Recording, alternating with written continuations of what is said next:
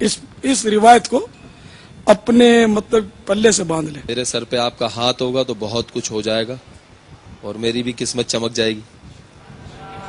مجھے اپنا مرید کر لیں آپ. الصلاۃ والسلام علیک یا رسول اللہ الصلاۃ والسلام علیک یا رسول اللہ وعلی آلک واصحابک یا حبیب اللہ وعلی آلک واصحابک یا حبیب اللہ. لا الہ الا اللہ لا الہ الا اللہ محمد الرسول اللہ محمد رسول اللہ صلی اللہ تعالی علیہ وآلہ وسلم. صلی اللہ تعالی علیہ وسلم. توبہ کرتا ہوں میں توبہ کرتا ہوں میں اپنے تمام پچھلے گناہوں سے اور وعدہ کرتا ہوں میں کہ آئندہ شریعت پر چلوں گا بد مذہبوں اور برے لوگوں کی صحبت سے بچتا رہوں گا. نماز روزے کی پابندی کرتا رہوں گا.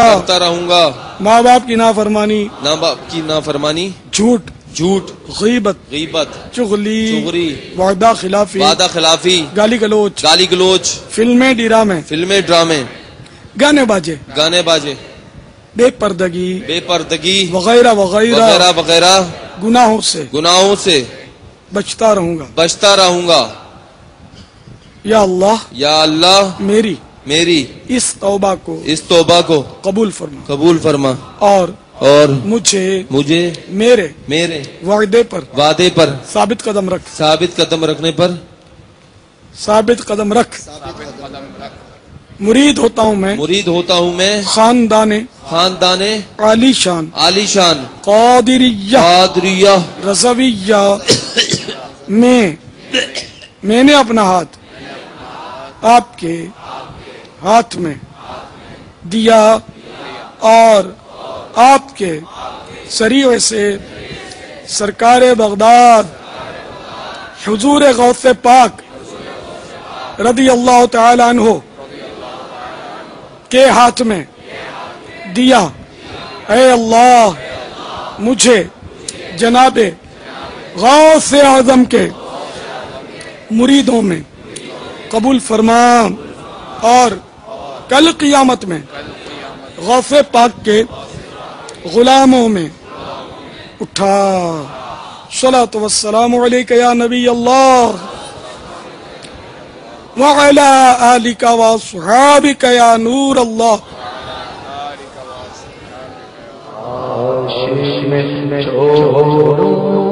ہنسنا سانا سکھا دو رونا رولانا دیوانہ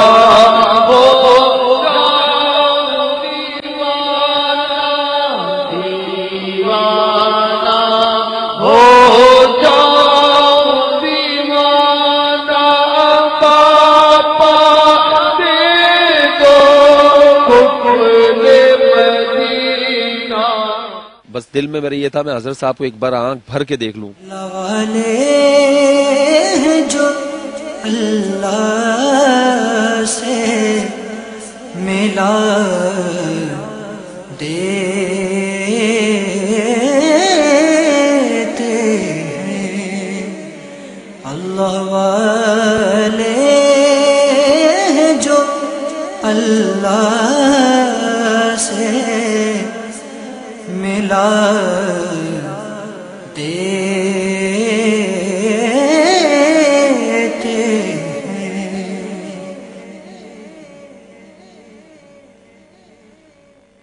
ملاقات جب ہوئی مرید ہوئے آپ اس کے آگے بتائیں کیا کیفیت تھی مرید ہوتے ہوئے؟ بس یہی کہ خواب ہی تھا 20-25 سال سے کہ میں حضرت صاحب سے کیسے ملوں گا.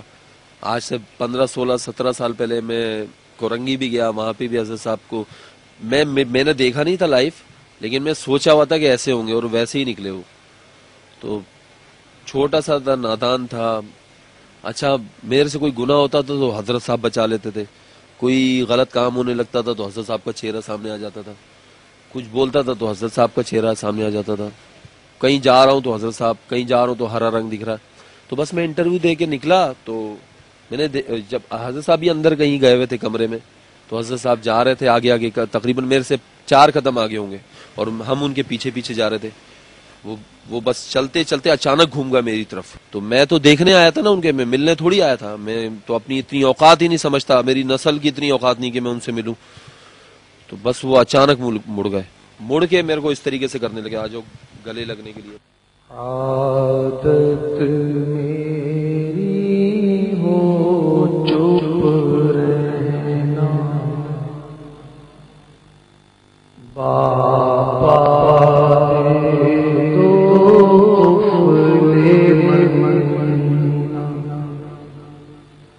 فالتو باتیں کاش کروں نا, فالتو باتیں کاش کروں نا, باپا دے دو قفل مدینہ, باپا دے دو قفل مدینہ.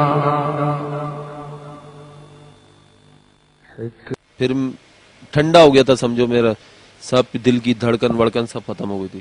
کیونکہ ہم تو اولیاء کرام کے ماننے والے نا, بزرگان دین کے ماننے والے. ہم سے کیا خطا ہو جائے, کیا گناہ ہو جائے, اللہ تبارک و تعالیٰ کا ہم پہ سے کرم ہٹ جائے, ہم اسلام سے خارج ہو جائیں, کوئی ایسی غلطی, اللہ تبارک و تعالیٰ معاف کرنے والا ہے.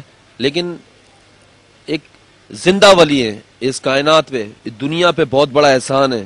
حضرت صاحب کا اس کائنات پہ بہت بڑا احسان ہے. ہم کو سوچنا چاہیے, ایک وقت ایسا آ جائے گا کہ درختوں میں سے بھی آواز آئے گی دعوت اسلامی, انشاءاللہ العزیز. آپ نے الحمدللہ امیر اہل سنت سے پھر ملاقات بھی فرمائی اور آپ کو تحفہ بھی دیا. پھر آپ کی گفتگو جو ہوئی اس کے بارے میں بھی کچھ بتائیں اگر.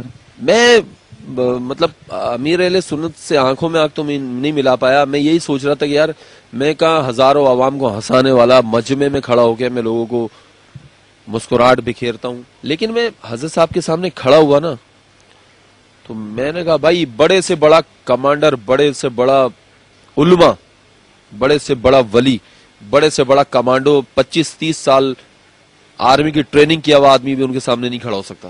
تو میں نے کہا یہ ہیں تو بڑے لاجواب آدمی, حاضر جواب ہے, اور ہم بھی حاضر جواب ہے کیونکہ ہم کامیڈین ہیں. ہمارا کام حاضر جوابی کا, اگر ٹائمنگ نہ ہو, حاضر جوابی نہ ہو تو ہم ہنسا نہیں سکتے. آپ نے ایک خواب دیکھا تھا نماز فجر میں, آپ کو مرشد نے جگایا, اگر وہ بھی بیان کریں. میں سو رہا تھا تو مجھے کہنے لگے, آپ بتا دوں میں آپ کو کھل کے جو بات تھی. آپ نے مجھے کہا, میں سو رہا تھا, تھکا ہوا تھا, بیمار تھا, تو 1 مہینے تو ویسے ہی آپ کا چہرہ بار بار میرے سامنے آ رہا تھا, بار بار میرے سامنے آ رہا تھا. اور ماشاءاللہ سے میں نے 1.5 سال پہلے خانہ کعبہ کی بھی زیارت کی ہے, اور 15-20 دن پہلے نبی پاک صلی اللہ علیہ وسلم کے روضہ مبارک کی بھی زیارت کی ہے. تو یہ سلسلہ چلتا رہتا ہے. اور میں کسی طرح جہاں میں دیکھ رہا ہوں مجھے ہرا رنگ دکھ رہا ہے, جہاں دیکھ رہا ہوں ہرا رنگ دکھ رہا ہے. تو میں تو ویسے بھی دل سے پکا سنی ہوں, اور ماشاءاللہ سے الہی خیرگردانی باحق کے غوث جیلانی محبوب زبانی قطب ربانی شیخ عبدالقادر جیلانی رحمۃ اللہ علیہ کا ماننے والا ہوں. تو ہمارا خاتمہ ایمان پہ ہونا چاہیے. صبح میں سو رہا تھا تو پھر آپ نے مجھ سے کہا, اٹھ تیرا بیڑا پار ہوگا, فجر تو پڑھ لے. میں نے فجر پڑھی ہے. تو بس یہ آپ کی دعا چاہیے, بس میرے لیے دعا کریں کہ بس اللہ تبارک و تعالیٰ, ہم آدمی تو ہیں, ہمیں انسان بنا دے اللہ تعالیٰ. بس آپ نے دعوت اسلامی کے مرکزی مجلس شورا کے نگران حاجی عمران اتاری سے بھی ملاقات کی, انہوں نے بھی آپ کو ترغیب دلائی. مزید آگے کا کیا ذہن ہے آپ کا؟ تو بس یہ عمران اتاری صاحب بہت اچھے انسان ہیں, نفیس انسان ہے, بہت اچھے آدمی ہیں.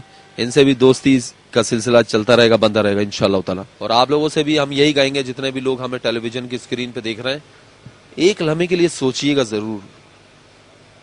تکیہ پہ سر رکھ کے بہت ساری چیزیں دیکھتے ہیں, بہت سارے چینلز دیکھتے ہیں, بہت سارے لوگوں کو دیکھتے ہیں, بہت سارے نیوز پیپر پڑھتے ہیں, لیکن ایک لمحے کے لیے سوچیے گا ضرور کہ دنیا کا سب سے عقل مند آدمی پتہ ہے کون ہے؟